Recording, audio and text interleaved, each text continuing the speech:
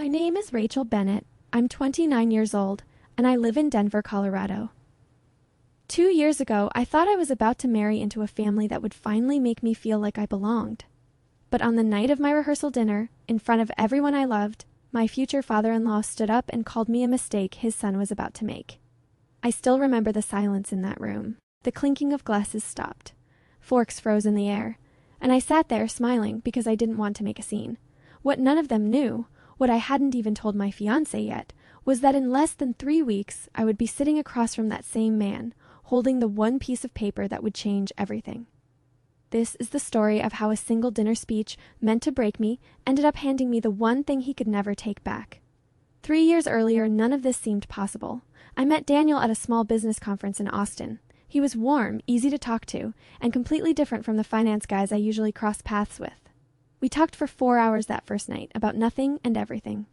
Daniel came from money. His father, Richard Coleman, had built a mid-sized investment firm from nothing back in the 90s, and Daniel was being groomed to take over one day.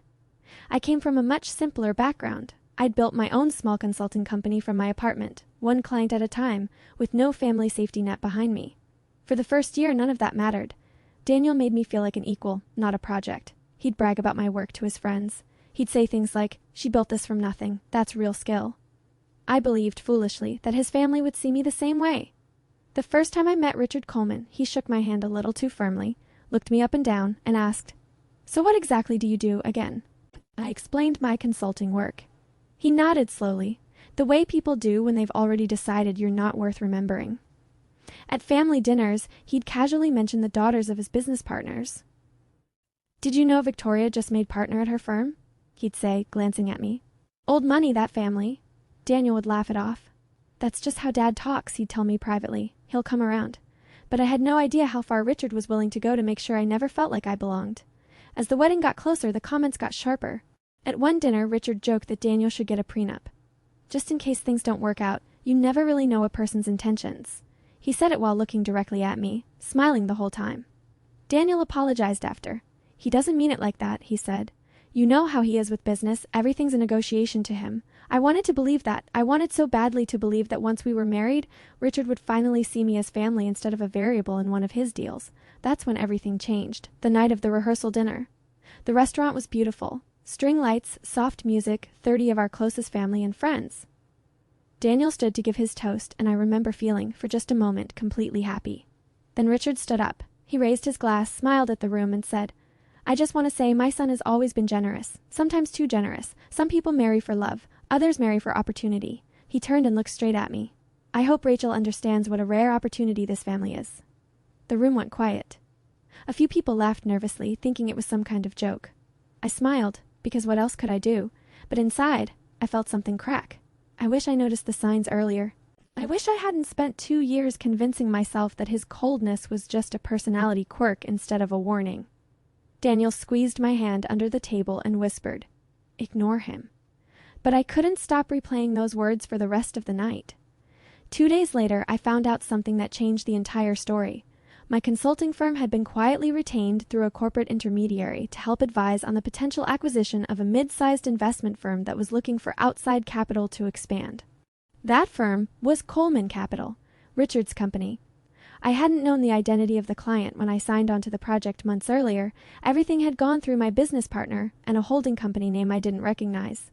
But when the paperwork finally came across my desk for final review, I saw it in black and white. Richard Coleman was looking for an outside investor group to buy a controlling stake in his own firm, to fund his retirement and Daniel's eventual takeover. And the investor group my consulting firm had been advising, they were the ones holding the leverage in that deal. I sat there staring at the document for a long time. What happened next still shocks me even now because I realized I had a choice to make. I want to be clear about something. This was never about destroying Richard or hurting Daniel or making a scene the way he had at that dinner. This was about walking into a room with quiet confidence instead of shrinking the way I had at that rehearsal table. I spoke with my business partner and the investor group's lead negotiator. I made sure everything was done properly, ethically, and transparently. Full disclosure of my relationship with Daniel was documented immediately, and I stepped back from any direct negotiating role to avoid any conflict of interest. But I stayed close enough to the deal to know exactly how it would unfold. And I made one request, that the final signing meeting include me, in my professional capacity, representing the advisory side of the transaction. I didn't tell Daniel, not yet. I wanted Richard to find out the same way I had, in a room, in front of people, with no warning at all. Over the next 2 weeks, I prepared like I had never prepared for anything in my life. I reviewed every page of the term sheet. I understood every clause of the buyout terms, the vesting schedule for Daniel's future equity, the conditions Richard had negotiated for his own. I dressed the part. I practiced staying calm, no matter what was said in that room. Daniel noticed I was distracted, distant, quieter than usual. "Is everything okay?" he asked one night. "Everything's about to be very okay," I told him. He had no idea what I meant. Neither did I, completely, until the day of the signing arrived. The meeting was held in Coleman Capital's own boardroom, the same building where Richard had once asked me dismissively, "So what exactly do you do, again?" I walked in with the advisory team, folder in hand, and took my seat at the table. Richard looked up, confused at first, then his expression shifted as recognition landed. "Rachel, what is this?" "I'm here in my professional capacity," I said calmly. "I've been advising the investor group on this transaction for the past several months." The room went silent, the same way it had at the rehearsal dinner, except this time, I wasn't the one left speechless. Richard's lawyer clarified the terms of the deal for the room. The investor group would take a majority stake in Coleman Capital, effective immediately upon signing, with Richard retaining a minority advisory role and Daniel inheriting a smaller restructured piece of the company than originally planned. Richard looked at me the entire time the papers were being finalized. I didn't gloat. I didn't smile the way he had that night at the restaurant. I simply said, "I hope Daniel understands what a valuable opportunity this partnership is." He signed the papers without another word. News of the ownership change moved quickly through Richard's circle. The daughters of business partners he used to compare me to were suddenly asking their fathers who the consultant was who'd helped restructure Coleman Capital. Richard's standing in those rooms shifted overnight, not because he lost his dignity, but because the story of what happened followed him into every meeting for months afterward. Daniel was stunned when he found out. He confronted me, hurt that I hadn't told him sooner. I explained everything, the confidentiality requirements, the conflict of interest disclosures, the reason I'd kept my distance from the negotiations themselves. It took time, but he eventually understood. And more importantly, for the first time, he stood in a room with his father and said, "You don't get to talk about her like that again."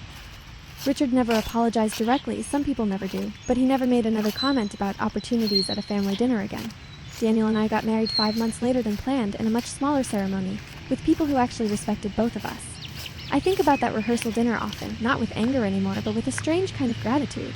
Because if Richard had simply been kind to me from the beginning, I never would have taken that consulting project so seriously. I never would have ended up in that boardroom.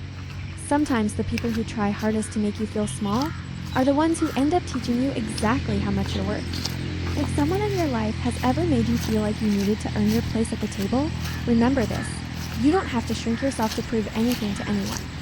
Sometimes, the best revenge isn't loud. It's just showing up, prepared, and letting the truth speak for itself.